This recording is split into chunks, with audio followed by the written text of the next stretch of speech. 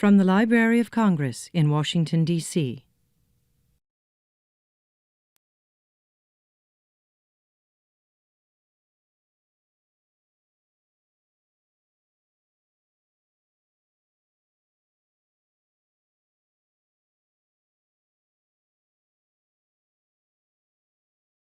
It is a real pleasure to welcome Hugo Medrano, the director of Gala Hispanic Theater, a real pioneer in the art scene in Washington.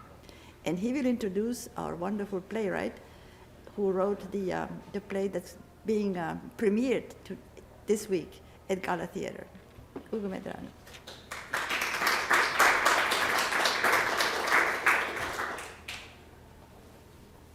Thank you very much, Georgette, for your presentation. I'm so pleased to present, in the name of Gala Hispanic Theater in Washington, D.C., the presence and the work of this magnificent playwright from Catalonia, Spain, Jordi Casanovas.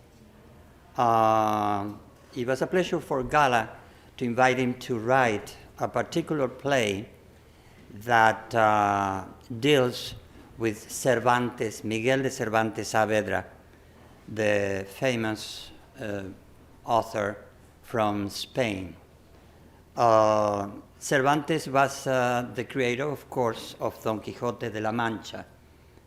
And we kind of commissioned Casanovas to create a play that, in commemoration of the 400 years of Cervantes' death. I think it was a good way for Gala to really celebrate the great playwright, novelist, the first novelist that has been kind of not ignored, but let it pass during all this year. He wrote many plays, he wrote many novels, novelas ejemplares, but his most important work was Don Quixote de la Mancha. Let me tell you something. I was kind of scared when I commissioned this work because we were kind of thinking, well, maybe Casanova start to do a laudatory play about Cervantes, a very academic, very kind of homage, very formal homage and everything, because after all, he's a very good Spaniard and a very good playwright. But when he gave me the first draft, I was completely shocked because it was a wonderful play about a human being. Very simple and complicated and immensely important analysis of a human being, a simple human being. It was a wonderful bridge to get into the world of this author, because we don't know very much about Cervantes, and some of the things that we know about him are not true, and gossip. And basically, this novel, although it's a fable, is fantastic in many ways, but based in real facts in his life. It creates a very, very passionate approximation to this human being. I urge you to come to Gala Hispanic Theater to see this play, not because I'm the producing director of the theater, but truly because it's something then you're going to learn about men, about humanity. He is a very well-known playwright in Spain. He has right now have 3 or 4 plays already in different parts of Spain, and in Chile, in Argentina too. You have a play running, all successfully running. So when we commissioned him, we knew what we were doing. I hope that he will explain to you what he did with this play, and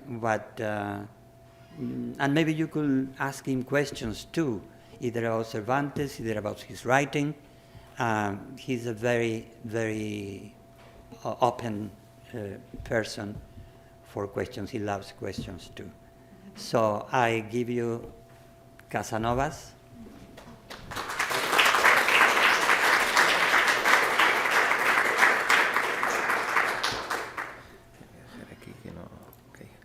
Bueno, thank you so much. Muchas gracias por estar aquí. Voy a dar la charla en español, espero que todos comprendan. Si hay alguna cosa que se pierda, pues espero poder repetir y contárselo mejor. Nada, muy contento, muy feliz de estar aquí y de estar inmerso en este proyecto que, como nos contaba ahora Hugo, este proyecto que nació del Gala, de esta idea de celebrar, de conmemorar este cuarto centenario de la muerte de Miguel de Cervantes, pero con alguna cosa distinta a lo que se estaba haciendo, ¿no? Y claro, lo que nos planteamos desde buen principio es que, bueno, conocemos muy bien su obra, pero su biografía, aunque hay varias, está llena de puntos oscuros, de puntos ciegos, y a veces no lo conocemos lo suficiente, ¿no? En el caso de España y supongo que en el resto del mundo, la vida de este autor nos es un poco ajena. Y queríamos como jugar a enamorarnos de él, ¿no? Y también a preguntarnos de quién se había enamorado el mismo Cervantes, ¿no? Por eso el título de la charla hoy era Cervantes enamorado y nosotros enamorados de Cervantes, ¿no? Porque queríamos conseguir este doble viaje, ¿no? Descubrir cuáles eran las pasiones internas que llevaron a un escritor, a una persona a convertirse en un escritor absolutamente canónico y de referencia, y cuáles son las circunstancias de su vida que le convierten en un personaje del que nos podemos enamorar. Por eso yo quiero contar como dos bloques especialmente. ¿Cuáles fueron las preguntas o los motivos para empezar a escribir una obra como esta, por un lado, y después un poco más concreto en el proceso dramatúrgico, cuáles han sido las soluciones que he intentado aplicar sobre la obra de teatro para conseguir unos efectos y un viaje principalmente emocional, porque lo que queríamos y lo que me gusta a mí es que las obras transmitan emociones, que todo nos entre por el corazón y por el estómago, y después que sin darnos cuenta nos podamos, pues quizá, hacer una reflexión sobre lo que era no solamente el mundo de Cervantes en ese momento, sino lo que es el mundo no solo de habla hispana, sino el mundo del arte y el mundo del éxito, el querer conquistar el éxito en el mundo de la creación literaria, en este caso, en todo el mundo, ¿no? Y bueno, por eso yo os quería contar con estos dos bloques lo que había sido el proceso, ¿no? Claro, yo no era un experto, no lo soy tampoco ahora, de Miguel de Cervantes. De hecho, el proyecto llegó, incluso se barajó la posibilidad de hacer una dramaturgia sobre alguna de sus obras de teatro o de sus novelas ejemplares, etcétera. Pero llegamos a la conclusión de que su vida era muy interesante y que se podía trabajar. Entonces empecé un trabajo de investigación que de algún modo se traslada en la obra. Es decir, la misma obra se convierte en una pequeña investigación, una búsqueda de cuáles son los puntos más oscuros de su vida, ¿no? Y además uno de los principales atractivos para afrontar una dramaturgia sobre su vida era precisamente eso, ¿no? que estaba lleno de huecos, ¿no? A diferencia de Lope de Vega, que era precisamente uno de sus rivales, que tenemos prácticamente pues los detalles de toda su vida. En el caso de Cervantes no, y de hecho la obra empieza él relatándose en el prólogo de las novelas ejemplares, relatando su cara, su rostro, porque no existe ningún cuadro que esté comprobado que sea de él. Es decir, así como en el caso de Lope de Vega, pues había multitud o hay muchos registros, en el caso de Cervantes no. Es decir, que era una figura muy atractiva para construir una ficción, porque hay muchas cosas que no se saben y que me he permitido pues, conjeturar o incluso inventar, ¿no? Y basé la construcción de la obra en cuatro preguntas especialmente, ¿no? Primera, una que me sorprende a mí como escritor, y creo que sorprende a todo el mundo, ¿no? ¿Cómo es posible, ¿no?, que un hombre que constantemente ha fracasado porque sus primeras obras no tuvieron éxito, sus novelas no tuvieron se vendieron lo que él podría esperar, es decir,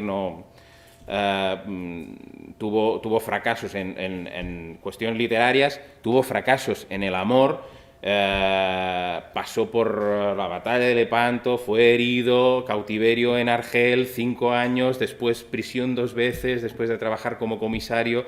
Es decir, su vida fue un poco un desastre, tuvo muchos problemas, no se le conoce una historia de amor verdadero, y claro, te preguntas, ¿cómo es posible que una persona que ha vivido tanta desdicha al final pueda escribir, porque ya tenía 60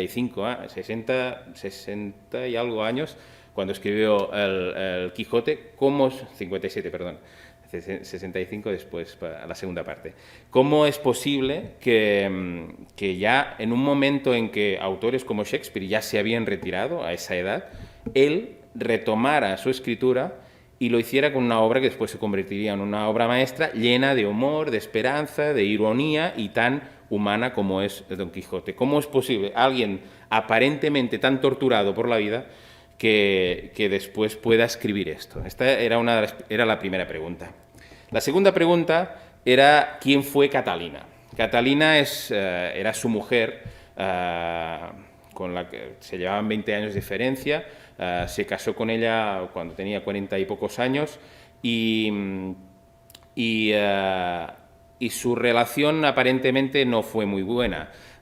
No pudieron tener hijos, y de hecho lo más curioso es que en ningún prólogo, en ningún texto, habla nunca de ella. Es decir, después de más de 30 años de convivencia, no hay constancia en ningún texto de él de ese personaje, ¿no?, de esa persona. Y claro, era también una pregunta muy interesante, preguntarse por qué su mujer no aparece en ningún sitio, porque incluso en los prólogos pues habla de compañeros, de otros escritores, de gente que conoce, pero de sus hermanas. Incluso sus hermanas también están simbolizadas en algunos de los personajes que salen en sus obras, pero nada sobre su mujer. Esta era la segunda pregunta: ¿quién fue Catalina? La tercera era por qué Cervantes y Lope de Vega, que en un principio eran amigos, y así constaba también en textos sonetos y textos laudatorios que se habían mandado y que se celebraban mutuamente, se convirtieron en unos enemigos tan acérrimos, ¿no? Y conocemos y sabemos de un soneto terrible de Lope, en el que manda directamente el Quijote, como dice, a los muladares. Y después, a la cuarta pregunta: ¿quién era la persona que estaba detrás de la escritura de la falsa segunda parte del Quijote? ¿Quién era ese tal Alonso Fernández de Avellaneda? Este es el motor principal de la historia. De hecho, que apareciera esa segunda parte falsa, ese Quijote de Avellaneda, le provocó que Cervantes pues escribiera en poco más de 2 años más que en lo que había escrito durante toda su vida. Es decir, y además le provocó que, aunque llevaba como 8 años retrasando la escritura de esa segunda parte, que de hecho convierte todo el Quijote en una obra maestra. Sin la segunda parte igual estaría coja, es decir, no sé cómo podríamos analizarlo, pero todo el viaje se puede ver sumando las dos partes, ¿no? Si no hubiera aparecido esta segunda parte falsa, hubiera escrito esta segunda parte auténtica. Por quién estaba detrás que es un enigma aún por resolver, hay muchas teorías alrededor, pero no, ¿quién estaba detrás? Y esta era la cuarta pregunta que me servía para jugar. Es decir, intentar resolver todas estas preguntas para un dramaturgo pues se convertía en una golosina para poder jugar y crear una nueva ficción. Y entonces lo que hice es intentar rellenar todos los huecos interrelacionando cada una de las preguntas, ¿no? Y lo que ha aparecido, y bueno, espero que puedan ver también la función, porque así también lo han creado Óscar de la Fuente, José Luis y todo el equipo, pues ha aparecido, como comentaba Hugo, un Cervantes muy humano, muy imperfecto, muy pasional, esperanzado, tenaz, pero muy de carne y hueso, ¿no? A diferencia de otras, hay otras obras de teatro muy antiguas que eran casi panegíricos sobre el personaje de Cervantes, normal, porque hay momentos en su vida que pueden ser elevados y caracterizados o definidos como momentos heroicos. Tomaban esta dirección de, bueno, pues convertir al personaje en un mito más que en un humano. Y nuestro trabajo ha sido al revés, ¿no? De olvidarnos de su parte mitológica y buscar sus imperfecciones que como nosotros, nos convierten en humanos. Intentando responder cada una de estas preguntas, les cuento cuál fue el proceso por el que seguí, ¿no? A la primera pregunta, ¿cómo llegó a escribir El Quijote?, creo que quizá fue la pregunta más fácil de responder, ¿no? Cervantes era un hombre inteligente, pero que se dejó llevar en muchas ocasiones por una cierta necesidad o urgencia por triunfar, ¿no? Esto se nota en sus primeras obras de teatro, o en algunas obras de teatro, en algunas primeras novelas, que intenta, en algunos casos, copiar modelos que ya existen, pero a la vez romper con esos modelos. Es decir, no fueron especialmente éxitos sus primeras obras de teatro. Él aspiraba, él era muy seguidor, le encantaba el teatro de Lope de Rueda, y él soñaba en convertirse en un dramaturgo, ¿no? Y vivir como dramaturgo. De hecho, era el mejor negocio que podía desarrollar un escritor en esa época. Y claro, es algo que también al descubrir esa pasión frustrada por el teatro, pues también me enganchó al principio, ¿no?, de la investigación. Y me imaginé la sensación que podía haber sufrido cuando apareció alguien como Lope de Vega. Lope de Vega, que tenía una capacidad para escribir una cantidad de obras que además tenían un éxito bárbaro entre el público, que además tenía una vida muy agitada, con muchas amantes, muy contradictoria también, y claro, aún así se convertía como lo llama él, un monstruo de la naturaleza, es decir, un auténtico ídolo de masas en ese momento. Y Cervantes, por el contrario, no tenía ese éxito. Sus obras, aunque contenían parte de innovación, no acababan de conquistar al público. Y me imaginé que eso a Cervantes le podía sacar un poco de quicio.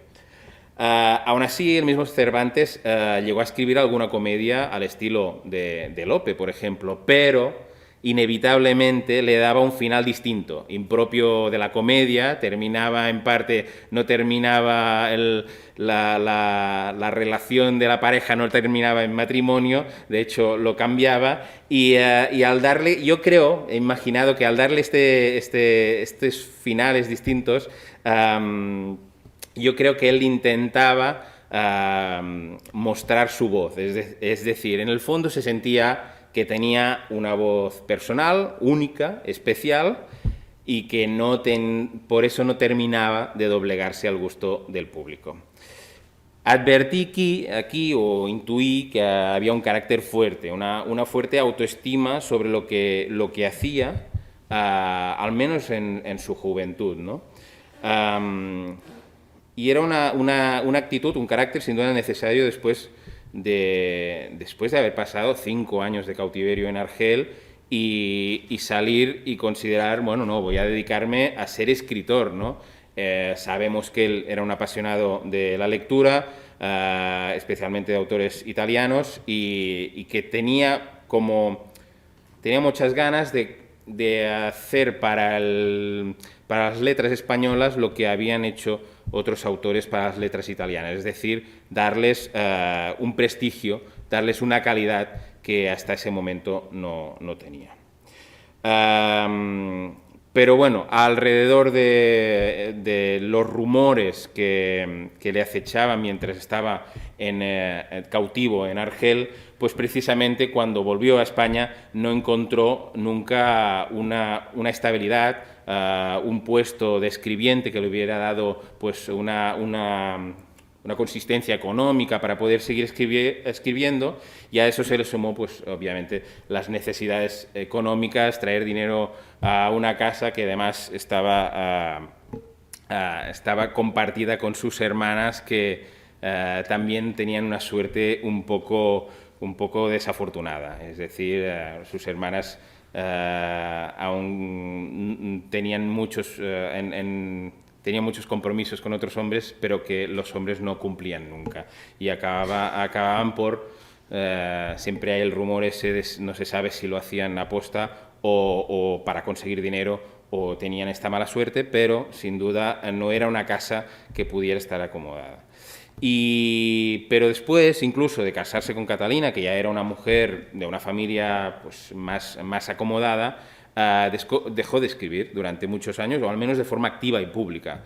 Se presentaba algún premio con algún verso, escribía alguna obra que guardaba en los cajones, pero no parecía que su actividad fuera muy regular. Pero, después de trabajar como comisario, termina en la cárcel de Sevilla, preso por un malentendido contable, y él mismo lo cuenta, porque lo cuenta en un prólogo, que empezó a pensar, en el prólogo de Quijote, a pensar y a escribir la historia de Don Quijote.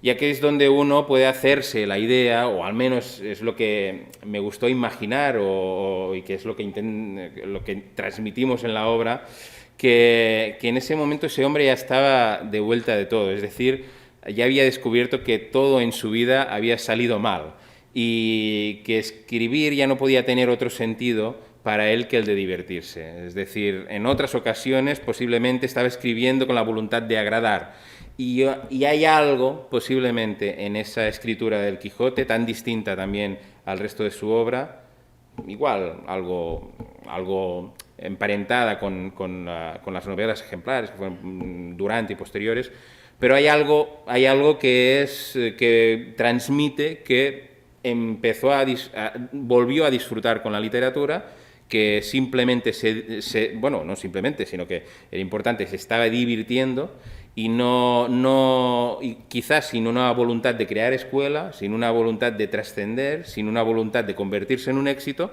pero que paradójicamente consiguió esas tres cosas. Esa novela que escribió desde esa libertad lo convirtió en un personaje, en un escritor de éxito, en un escritor canónico y esencial después para la literatura universal. Y bueno, para mí esa es una enseñanza magnífica para todos los que luchamos un poco por escribir y contar algo interesante en el mundo, ¿no? Cervantes escribió su obra maestra a años luz de toda su anterior propia obra, posiblemente con absoluta despreocupación, por el placer de escribir, por el placer de recuperar los buenos momentos que las historias y las letras le habían hecho pasar como lector. Se ría, como contamos en ese libro, del mismo, de sus pensamientos y de sus dogmas, y ponía en boca de un loco sus creencias y los discursos que él mismo posiblemente había sostenido. Cervantes se libera en ese momento, descubre esa ironía que ha sido su vida y su destino, y lo transmite en esa novela que décadas o siglos más tarde se convierte en una referencia obligada para comprender la novela moderna y el hombre moderno. A mí me gusta, yo creo mucho en esta lectura y esta filosofía, evidentemente, insisto, es una obra de teatro, es absoluta ficción, no tenemos documentación que así pueda confirmarnos que fuera, pero hay algo que creo que es una buena pista, una buena enseñanza para nuestros tiempos, ¿no? Que igual estamos constantemente intentando conseguir éxito, ¿no? Además, intentando que sea muy pronto en nuestra carrera vital, ¿no? Y alguien que lo consiguió a los 60 años, pues, y en un contexto, en una época tan distinta a la nuestra, pues es un hecho muy curioso y un hecho a tener muy en cuenta, ¿no? Y podríamos seguir pensando que lo que uno tiene que intentar es divertirse, conseguir divertirse en lo que está haciendo, en este caso en la escritura, y que quizás el talento sea potenciar aquello más personal, más íntimo, aparentemente poco interesante para los demás, porque no es lo que está de moda, pero que en el fondo apasiona a uno mismo, ¿no? Y a mí me gusta creer esto está en la obra, pero ha sido un poco un descubrimiento a partir de estas preguntas alrededor. La segunda pregunta que nos planteábamos, ¿quién fue Catalina? ¿Quién fue Catalina en su vida y a quién amó Miguel de Cervantes? En casi todas las obras de Cervantes, pues bueno, inevitablemente se filtran los hechos vividos por él. Desde el mundo de Lampa, La Mancha, Andalucía, en sus tiempos de comisario, se puede ver también en sus novelas ejemplares, las vivencias en las luchas contra los turcos, el cautiverio en Argel, hay varias obras alrededor de ese tema.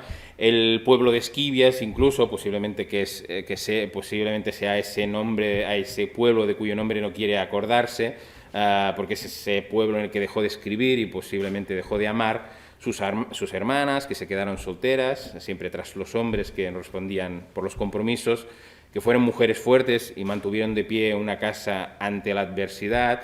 Y así también lo reflejó Cervantes en personajes como a Pastora Marcela, que no necesitaba de hombres para vivir y ser feliz. Y en su obra maestra sobrevuela el nombre de una mujer que también Dulcinea sabemos que no responde a nadie que podamos relacionar con su vida, ¿no?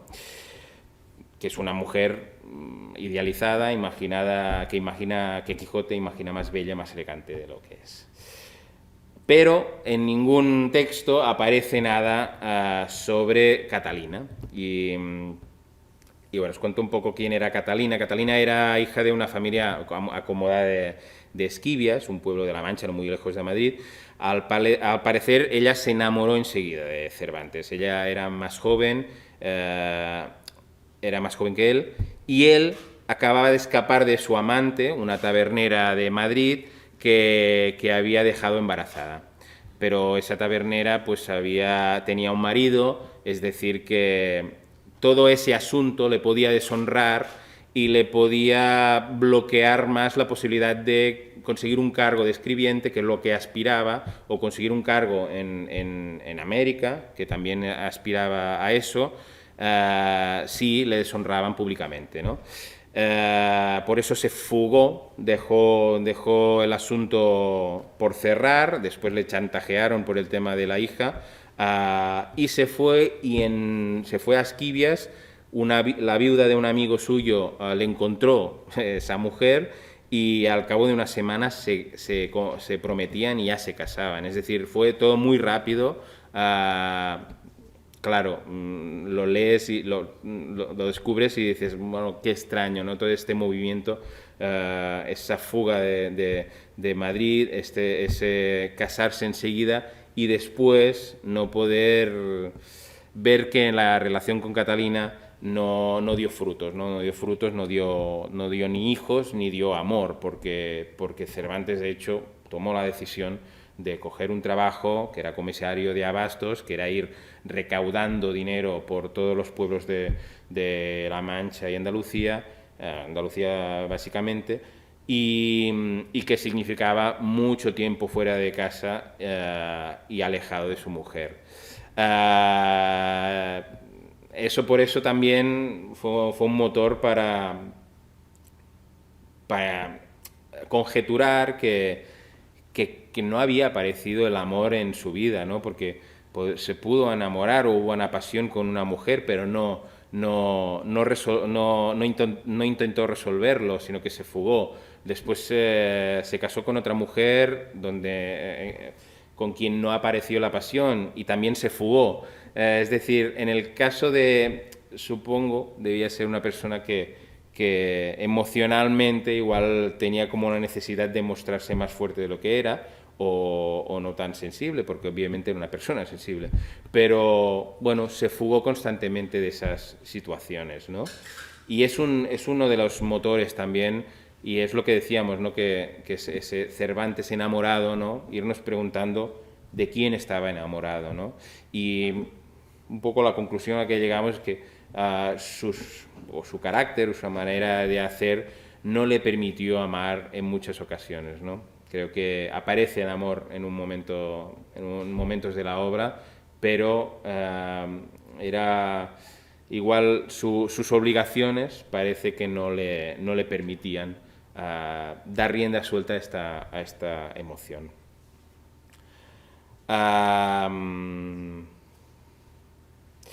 Y en la obra, pues el hecho de no saber mucho de Catalina, pues nos permite plantearnos, y así lo contamos, la posibilidad de que Catalina, de hecho, estuviera esperando algo de la escritura de Miguel. Sabemos que quedó enamorada enseguida, es decir, era un hombre mayor, era un hombre mayor que ella, pero era un poeta, y posiblemente Catalina, que venía de una casa acomodada, pero no muy con una educación no muy culta, pues seguramente se quedó muy enamorada de ese personaje y de su obra, ¿no? Y nos atrevemos a pensar, siempre desde la oportunidad que nos da, o me da la fantasía de la ficción, que ella, de hecho, también, y así empieza la obra, esperaba, ansiosa, leer esa segunda parte del Quijote. Claro, 8 años después de también es otra pregunta que estaba allí, ¿no? ¿Por qué un hombre que tiene su primer éxito a los 57, 58 años, la segunda parte espera tanto a escribirla? ¿Por qué pasan 8 años cuando le da algún dinero, es su primer éxito, no le sirve para retirarse ni mucho menos, pero al menos sabe que el público, los lectores, tienen interés en esos personajes? Y él no esperó mucho, pasaron muchos años. Y por eso quise relacionar el personaje de Catalina con esa segunda parte, ¿no? Es un personaje al que tengo especial cariño también porque siempre me gusta como imaginar y pensar personajes femeninos fuertes, ¿no? Y en este caso Catalina toma una decisión que, bueno, que es determinante en el final, pero si no les importa no se lo cuento. Toma una decisión que pone en riesgo los dos, su vida y la vida de Cervantes, ¿no? Es decir, toma una decisión muy determinada, pero muy arriesgada.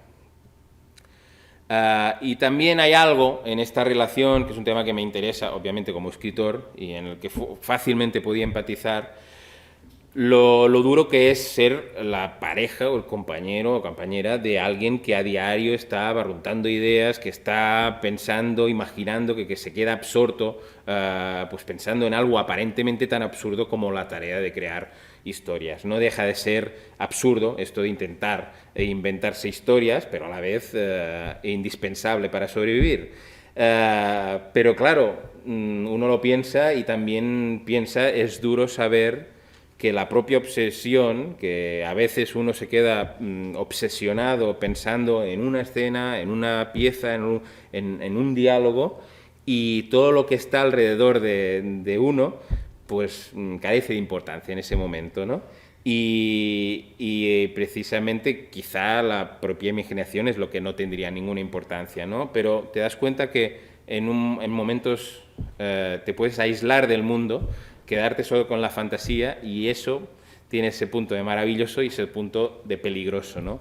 Y sin duda de difícil y de doloroso para los que están cerca, ¿no? Que a veces preguntan qué hay y no sabes contestarles o no sabes acercarte a ellos, ¿no? O sea, que era un tema muy interesante acercarme a esta relación de una persona, una mujer en este caso, con alguien obsesionado, muy, muy, muy entregado a lo que le apasionaba, que era la escritura.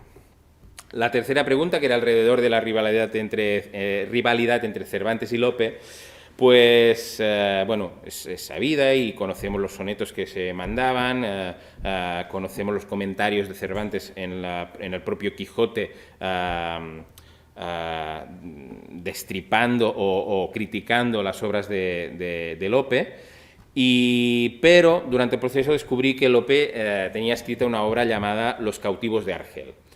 Sabéis que Lope tiene como 2000 y pico de obras que se le atribuyen o se creen que son suyas, se conservan como 400, pero una de ellas es Los cautivos de Argel. Algunos afirman que no es suya, pero algunos sí. Y entonces yo me lo agarré como un tesoro para la dramaturgia, para la historia, porque claro, Cervantes llevaba en su historial, en sus espaldas, haber pasado por ese cautiverio en Argel, y así lo trasladó luego en obras como Los tratos de Argel, Los baños de Argel, etc. Y la obra de Los cautivos de Argel es prácticamente una copia, escena por escena, de la obra Los tratos de Argel. Eso era algo habitual en la época, es decir, muchos autores de teatro pues pillaban el argumento de otro y escribían. Es posible que no fuera motivo de discusión en ese momento, pero en nuestro momento sí que el tema de la autoría es muy importante, y he jugado a imaginarlo como si fuera ahora, ¿no? Y me agencié de ese rumor que podría ser obra de Lope, y eso me permitió imaginar un motivo de profunda enemistad. Es decir, Cervantes se da cuenta de que le ha plagiado la obra y bueno, ya le rompe completamente con la amistad y con la buena relación. A partir de ahí empieza a criticar en sonetos y en prólogos y en diálogos dentro de Quijote la calidad de las obras de Lope. Lope le responde la batalla, incluso le manda a casa un soneto insultando a Cervantes y a su Quijote. Sin duda fue una batalla acarnizada, muy propia de la época o quizás del país, ¿no? Nos lo estábamos preguntando hace unos minutos. De hecho, en ese momento, Quevedo y Góngora también tenían una batalla entre ellos que parecía más propia de una batalla rapera de gallos que de los poetas que después fueron de los más importantes de lo que sería el siglo de oro, ¿no? Una pequeña paradoja que en ese momento se producía y que podemos revivir. Otra de las licencias que me permito en la obra y que tampoco puedo revelar es imaginar, bueno, no puedo contar, es imaginar que al fin hubo un encuentro entre Cervantes y Lope. Es decir, después de toda su rivalidad, no sabemos si se encontraron. De hecho, vivían a poco más de 100, 200 metros en la misma calle. Es decir, seguro que si daban una vuelta por el barrio se encontraban. Pues bueno, pero me permití la licencia de imaginar su encuentro. Y de hecho es una de las escenas que disfruté más escribiendo, porque me permite dibujar pensamientos distintos alrededor de la creación, ¿no? Lo que piensa Cervantes, lo que piensa Lope, un Lope más que solicita pues una actividad más febril, que piensa que se debe pensar más en el público, un Cervantes que cree que el talento debe salir de lo propio y ajeno a lo que pueda interesar al público. Y esta batalla, que es muy divertida, que tiene a Eugenio que encarna a Lope, pues bueno, a mí me encantó hacerla porque de algún modo siempre sientes que has pensado o has tenido pensamientos de uno o de otro, ¿no? Yo creo que ahí en ese diálogo están las teorías de ellos sobre lo que tiene que ser la creación y también están las mías, ¿no? Mezcladas. Y bueno, alrededor de esto también uno se pregunta por qué de esas rivalidades, ¿no? Porque también están muy presentes ahora mismo, ¿no? Ahora nos lo preguntábamos, ¿no? Quizá en muchas ocasiones consideramos que nuestros países, no sé, en este caso España, es demasiado pequeño y que solo se va a permitir que triunfe una sola persona, ¿no? Y cuesta mucho poder convertir este oficio del escritor o de las artes en un gremio, es decir, en un proyecto común. En la narrativa actual, de hecho, sucede lo mismo, ¿no? Una editora relataba hace unos días en un artículo que es difícil encontrar ahora mismo un novelista que recomiende otra novela española que no tenga más de 4 siglos. Ningún compañero va a recomendar a otro compañero. Y esto es un poco triste porque quizás debíamos ser los primeros en trabajar juntos por mejorar nuestras letras, ¿no? Y de hecho, con el permiso de Lope y Cervantes, así me atrevo a sugerirlo en su encuentro, ¿no? Hay algo que les redime y que les hace encontrar, y que uno, de hecho, cuando ocurre la escena, aparece la emoción de pensar que ojalá fuera así, porque todo funcionaría mejor, ya no solo en el mundo de las letras, sino en muchos otros ámbitos. Y la cuarta pregunta, ya terminando este bloque, y después ya seré mucho más breve, ¿quién era Alonso Fernández de Avellaneda? ¿Quién escribió esa segunda parte falsa? Este es uno de los enigmas más transitados en las letras españolas. De hecho, nadie puede afirmar a una ciencia cierta quién es el autor. Hay muchos candidatos, desde el propio Lope, pasando por Juan Blanco de Paz, un dominico que también sale en la obra, que fue... Perdón, es que no sé si van pasando las fotografías, y digo, me voy pasando. Y un dominico que estuvo cautivo con él en Argel y que aparentemente con el que tuvieron una rivalidad o un odio muy acusado. Jerónimo de Pasamonte, que era también un soldado que coincidió en él en la batalla de Lepanto y del que aparentemente se ríe en el propio Quijote, llamándolo Ginés de Pasamonte y ridiculizándolo. Autores como Quevedo, Mateo Alemán, etcétera, etcétera. Hay listas que incluso tienen más de 30 nombres conjeturando el posible autor de este Quijote de Avellaneda.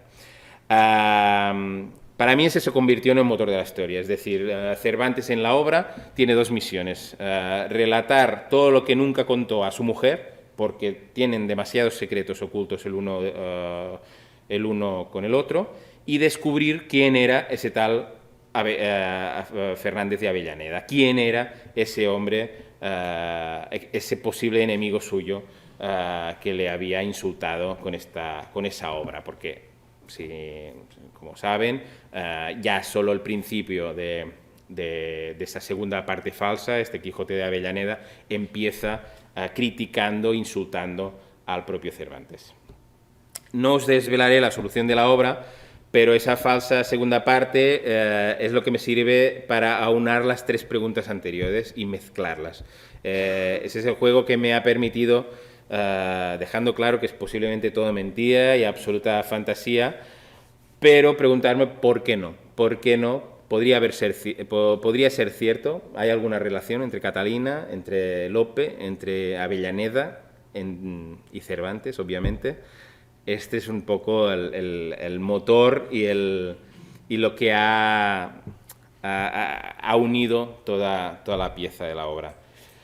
A título como muy técnico, ese segundo bloque que os quería contar de cómo está construida la obra, después si podéis venir a verla, yo creo que podréis disfrutar de ello, porque también José Luis lo ha potenciado. Está construida con un triple plano narrativo. Es decir, la obra sucede en 1616, que sucede el día en el que muere Miguel de Cervantes. Él ha muerto y un hombre en la calle, borracho, empieza a discutir con otros que no saben, no recuerdan ni conocen nada de Cervantes. No era un tipo famoso en ese momento y posiblemente su muerte pasó un poco desapercibida. Y ese hombre, que es Martín, dice que él vivió una peripecia con él, es decir, que él le ayudó a terminar ese Quijote, a descubrir quién era Avellaneda y le ayudó a terminar el Quijote, ¿no? El segundo plano narrativo es lo que cuenta precisamente Martín. La historia es en 1614, es decir, 2 años antes. Martín conoce a Cervantes a raíz, él es el mozo de un librero, lleva el libro falso a casa de Cervantes y Cervantes lo que hace es pedirle que le ayude a encontrar, ya un Cervantes mayor, que no está muy fuerte, a encontrar a ese Avellaneda, ¿no? Y ahí, bueno, ahí conjeturan los posibles enemigos, van a buscarlos y a enfrentarlos, ¿no? La relación entre Martín y Cervantes se convierte en una historia y un viaje algo parecido también al Quijote y a Sancho. Fue un punto accidental, ¿no? Porque para mí era importante tener alguien que relataba toda la historia que no era conocido por nosotros, es decir, ajeno a la biografía real de Cervantes, y que incluso en un momento dado podemos pensar, pues igual es mentira todo lo que cuenta Martín. Y es también un poco el juego de la obra de teatro, no importa si es mentira, hemos descubierto unas facetas del personaje, tenemos que atarlo todo porque es una obra de teatro, pero no importa si es mentira o es verdad, ¿no? Y lo que pasa es que esta relación se fue convirtiendo en algo parecido a la relación que se produce entre el Quijote y Sancho. Y el tercer plano es precisamente lo que cuenta Cervantes a Martín.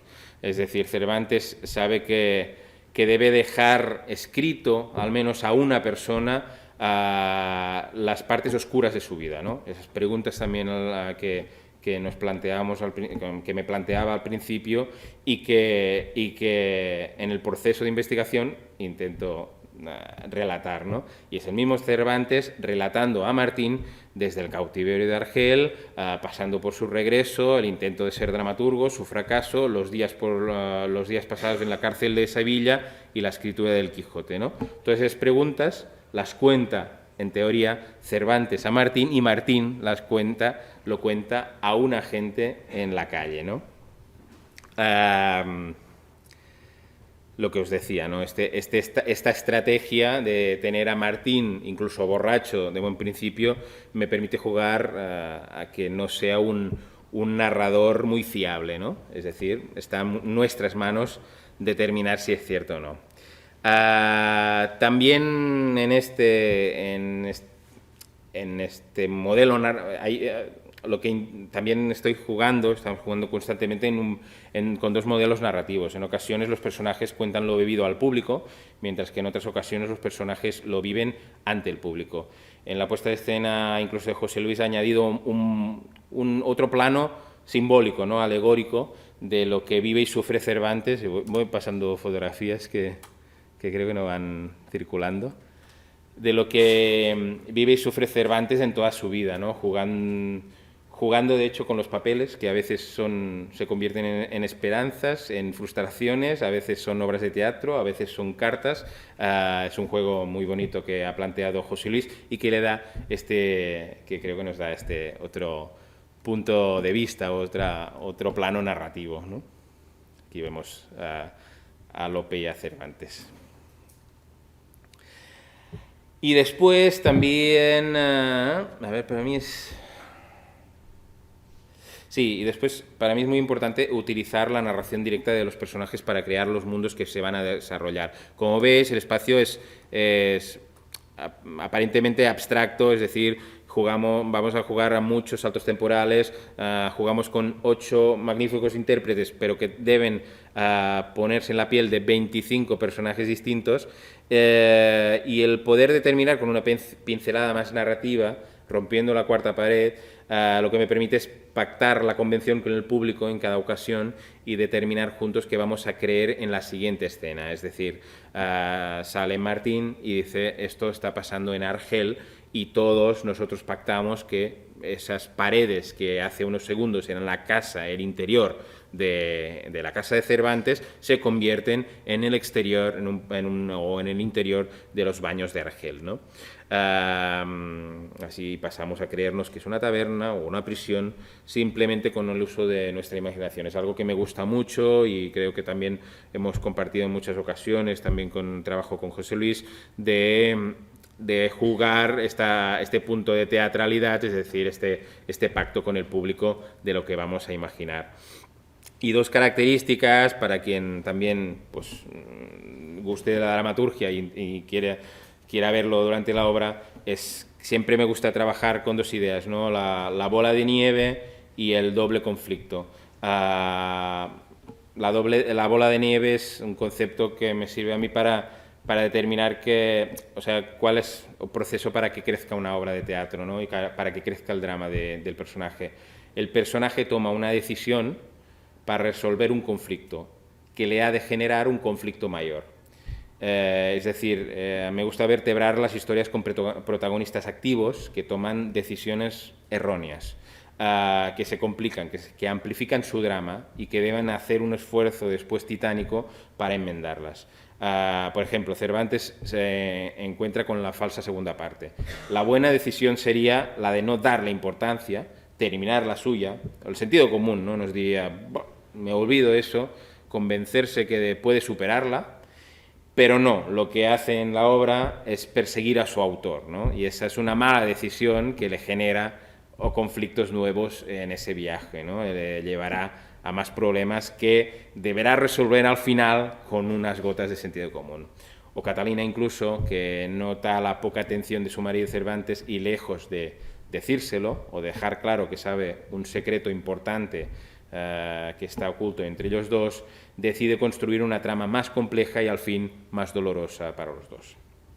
Y en muchas escenas lo que intento siempre es plantear, y bueno, si ven la función pues pueden jugar a descubrirlo, que haya siempre un doble conflicto para el personaje, es decir, que siempre en cada escena tenga que resolver dos cosas. Por ejemplo, cuando Cervantes aspira a consolidarse en el mundo del teatro, tiene al empresario que no está interesado en sus obras y tiene que convencerle para que ponga la siguiente, la que acaba de escribir, sobre las tablas, ¿no? Y a la vez tiene a su amante, que después sabremos que está embarazada, que se está acercando a él, de algún modo le está pidiendo un compromiso, ¿no? Está pidiendo que ese amor se consolide, ¿no? Y Cervantes en ese momento, sabiéndolo o no, se encuentra con dos conflictos, ¿no? Uno, conseguir que el empresario se interese por la obra, y otro, por resolver o determinar si tiene o no tiene que quedarse para siempre con su amante, con Ana de Villafranca. Bueno, ya he contado un poco los dos bloques que quería contar, espero que haya sido un poco entretenido. Si quieren hacer alguna pregunta, yo les animo obviamente a ver la obra, contar la obra así igual, o contar la génesis de una obra pues complejo, y espero que se hayan podido hacer alguna pista, espero que si pueden ver la obra puedan atar todos los cabos. Pero si quieren hacer alguna pregunta, yo encantado de responder. Antes, sí, dime. Me olvidé anunciarles que también tenemos la presencia de José Luis Arellano, que es el director de la obra, que está aquí presente y que tal vez pueden hacerle preguntas a él también. También quiero anunciarles que esta producción de gala está hecha en colaboración con Acción Sur de Madrid. Es un grupo con el cual tenemos una magnífica relación colaborativa desde hace ya 6 años. Con ellos, a través de ellos traemos actores de España que se integran a nuestra compañía, diseñadores. Es una relación muy particular que tenemos de hace ya muchos años y que nos ha traído muchísimos éxitos. Quiero agradecer a José Luis por todo este trabajo.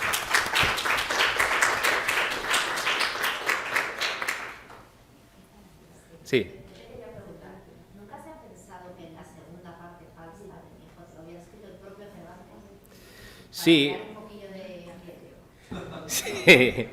Sí, no, bueno, la anécdota del día es que hoy he recibido un correo de una mujer holandesa en la que en la primera frase decía: deje de decir que Cervantes escribió Don Quijote, porque es obra de Francis Bacon. Y después es alucinante. Y además afirma que Francis escribió todas las obras de Shakespeare, la primera parte del Quijote, la segunda parte y también la falsa. Es alucinante. O sea que, claro, alrededor de este mundo hay muchas teorías posibles y podría ser. Sería extraño. En todo caso, no es una mala obra, El Quijote de Avellaneda, pero no es fiel al tono y al descubrimiento de la primera parte, ¿no? En principio da la sensación de que no pudiera serlo. Pero no lo sé, yo no lo sé. Sí, por favor. Enhorabuena, Jordi. Enhorabuena, soy María Molina de la Embajada de España y bueno, estamos aquí con la oficina. Encantado. De participar, ha sido muy interesante y de haber apoyado el proyecto también. Enhorabuena, Hugo. Gracias por auspiciar esto. Quería preguntarte, ¿cuáles son las fuentes que has utilizado para documentarte, para investigar este proyecto? ¿Eres un experto? Sí. ¿Qué perspectiva dirías tú que aporta nueva figura, la Ujú. que has dibujado en Cervantes frente a otras que se han representado en escena en el pasado sobre Sí. la vida de Cervantes? Lo de las fuentes, claro, es inabarcable la cantidad de estudios que hay para cualquier momento vital que se conozca de Cervantes. Además están accesibles por internet. Y claro, una de las ventajas es que al trabajarlo todo en el ordenador, en digital, pensabas en una palabra y la buscabas en cada uno de los estudios o incluso en las novelas, etcétera. Y fue una investigación así, ¿no? Muy pues relacionada con las posibilidades que permite, ¿no?, la búsqueda tan rápida en sus momentos. El libro de Jordi Gracia, a la invención de la ironía, creo que se llama, fue una buena referencia también, pues un trabajo fantástico sobre su vida, pero que claro, está lleno de huecos y de momentos en los que dice, quizá pasaba esto, ¿no? Estas conjeturas pues son los momentos más divertidos para poder jugar para un dramaturgo. Y la figura de este Cervantes pues es esa idea de fracasa y fracasa mejor, de que la vida te da lo que... Es decir, la vivencia es lo que te permite contar historias después, ¿no? Yo creo que es absolutamente vigente. Esto es...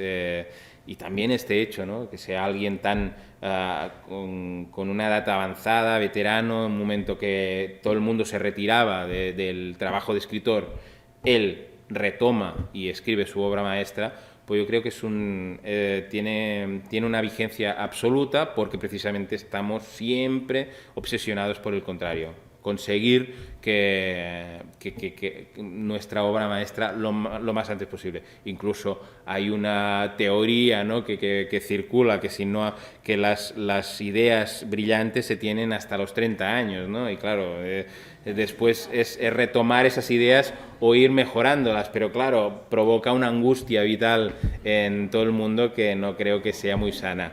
Y me imagino que, no sé si tuvo la idea antes de los 30, pero en todo caso, a los 60 años triunfó. Y bueno, creo que es absolutamente necesario recuperar este personaje, ¿no? Sí, sí. Justamente una de las cosas, y gracias María, no sabía que estabas aquí todo, por eso, pero es una de las cosas que ha hecho justamente la embajada aquí. En España nos está dando tanto esta comunicación como se está dando justamente aquí en Washington, gracias a ti María, con una serie de conferencias sobre Cervantes que se han dado, con el apoyo de esta traducción también, que agradezco muchísimo. La navegaduría española ha sido de mucha importancia para la colaboración en Gala durante muchos años, y sobre todo en este momento especial conmemorando a Cervantes. Sí, es curioso, es posible que la celebración fuera más potente en el aniversario del Quijote que con el aniversario de su autor, ¿no? O la muerte de su autor. Puede que tenga relación con lo que contamos, acabamos diciendo en la obra, ¿no? Este punto de maltrato a los propios creadores, ¿no?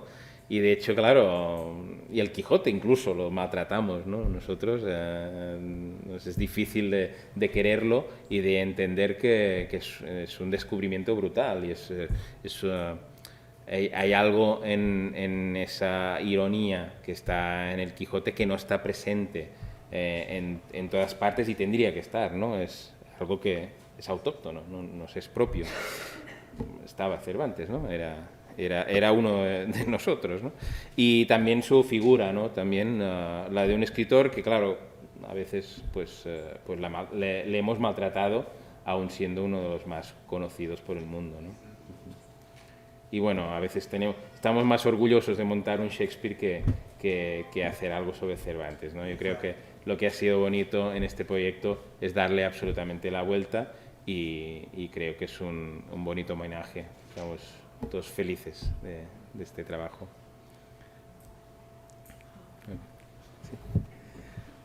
Bueno, Pues bueno. gracias Jordi. Por favor, únanse para mí para agradecer a Jordi por esta charla tan amena. Un aplauso.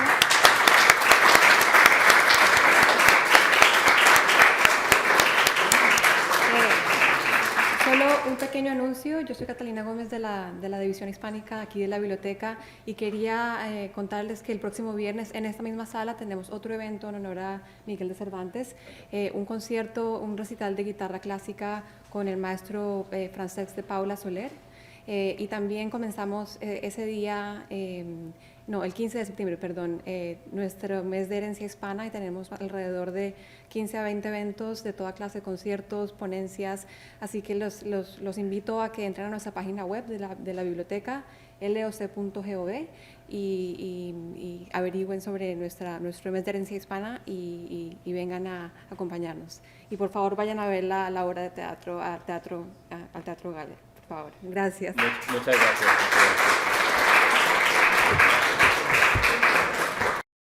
This has been a presentation of the Library of Congress.